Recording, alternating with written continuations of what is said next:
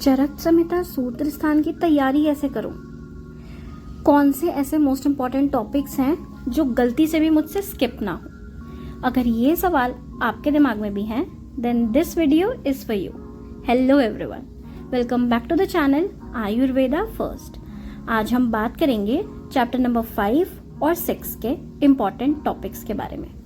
सबसे पहले हम देखते हैं चैप्टर 5 के मोस्ट इम्पॉर्टेंट टॉपिक्स कौन से हैं। तो उसमें है आहार की उचित मात्रा। जैसे आपको बताया कि आहार कितनी मात्रा में लेना चाहिए, तो जिसको खाने के बाद आपकी प्रकृति पे कोई फर्क ना पड़ता हो, ज़्यादा आपकी जो दिनचर्या है, जो आपका काम है, उसमें बाधा ना उत्पन्न होती हो, और प्रॉपर काल में जो पच जाए, उसको उचित आहार मात्रा बोला गया है। शॉर्ट में पूछ सकते हैं कि उचित आहार मात्रा का लाभ क्या है। शॉर्ट में ही आपसे पूछा जा सकता है कि निरंतर उपयोगी और अनुपयोगी द्रव्य कौन से हैं। मतलब ऐसे कौन से द्रव्य हैं जिसको आप रोज ले सकते हो, या फिर ऐसे कौन से द्रव्य हैं जिसको आप रोज नहीं ले सकते। उसके बाद आता है जो डिटेल में आपसे पूछा जा सकता है, वो है स्वस्थ वृत्त। स्वस्थ वृत्त का वर्णन आपसे लॉन्ग में भी पूछा जा सकता है। इसमें आप 8-10 पॉइंट्स याद कर लो, वही लिखना एनफ होगा। फिर जो डिटेल में आपसे पूछे जा सकते हैं वो है अंजन, धूमपान, नस्य। इन तीनों ही चीज़ों में आपको याद करना है कि इनके टाइप्स कौन कौन से हैं, कब आप इसको दे सकते हो, किसको नहीं दे सकते, यानी योग्य और अयोग्य व्यक्ति। फिर इसके सम्यक लक्षण क्या हैं कि प्रॉपर हो गया है, असम्यक लक्षण क्या है कि यानी प्रॉपर नहीं हुआ है, और अति योग के लक्षण क्या है, मतलब अगर आपने ज़्यादा ही करा दिया तो। इसके उपद्रव क्या है यानी कॉम्प्लिकेशंस क्या हैं, और उसकी 1-2 लाइन में चिकित्सा जो बताई गई है वो।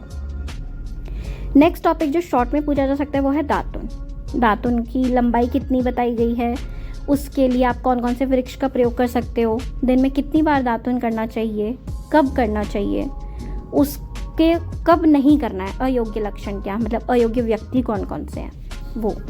नेक्स्ट ऐसे ही शॉर्ट में आपसे अभ्यंग पूछा जा सकता है, तो अभ्यंग में भी आप यही सारे टॉपिक्स कवर करोगे। किसको कराना है, किसको नहीं कराना, कब करा सकते हो, सम्यक योग, अयोग और अति योग के लक्षण। Very very much important. Next है चैप्टर नंबर 6, तस्य शित्यम अध्याय। इसमें जो इम्पॉर्टेंट टॉपिक्स हैं वो ऑलमोस्ट आप सबको ही पता होता है, बट स्टिल हम एक बार रिकॉल कर लेते हैं कि आपको क्या क्या पढ़ना इंपॉर्टेंट है। लॉन्ग में आपसे पूछा जा सकता है आदान और विसर्ग काल। बहुत बहुत कॉमन क्वेश्चन है और बहुत ईजी भी है और बहुत बार पूछा गया है। तो आदान और विसर्ग काल में आपको वो जो टेबल बनाया, आप लोगों की बुक्स में भी चार्ट बनाए, वो आप अच्छे से कर लो। उसकी डिटेल में आपसे डिफ्रेंशिएट पूछा जाता है, तो आपको सारे पॉइंट्स पता होने चाहिए। वैसे तो सारी ही ऋतुचर्या में से कोई सी भी ऋतुचर्या आपसे पूछी जा सकती है, बट उनमें से भी जो सबसे ज़्यादा इंपॉर्टेंट है वो है हेमंत और वसंत ऋतुचर्या। एक सबसे इम्पॉर्टेंट बात आ जाती है आपकी हंसोदक के बारे में। कब इसको प्रिपेयर किया जाता है, कौन सी ऋतु में बताया गया है, वो सब आपको पढ़ना है।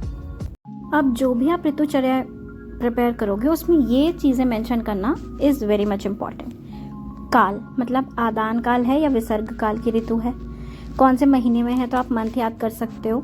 इसमें कंडीशंस, एटमॉस्फेयर कंडीशंस में क्या क्या आ सकता है कि मनुष्य का बल कैसा है, सूर्य का बल कैसा है, चंद्रमा का बल कैसा है ना।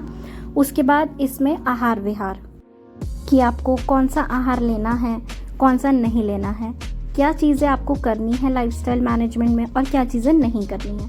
जैसे गर्भगृह का वर्णन किया हुआ है कि ठंडे जगह पर रहना है, गर्म जगह पर रहना है, वो सब चीज़ें आ जाएंगी। फिर है what to avoid in particular season, मतलब क्या त्याज्य है, क्या आपको इस ऋतु में बिल्कुल भी नहीं लेना है। तो इस तरह से आपको ऋतुचर्या को कंप्लीट करना है। चैप्टर नंबर 1 के मोस्ट इंपॉर्टेंट टॉपिक्स चैनल पे अपलोडेड हैं, आप जाकर देख सकते हो। If you find this video helpful then hit the subscribe button.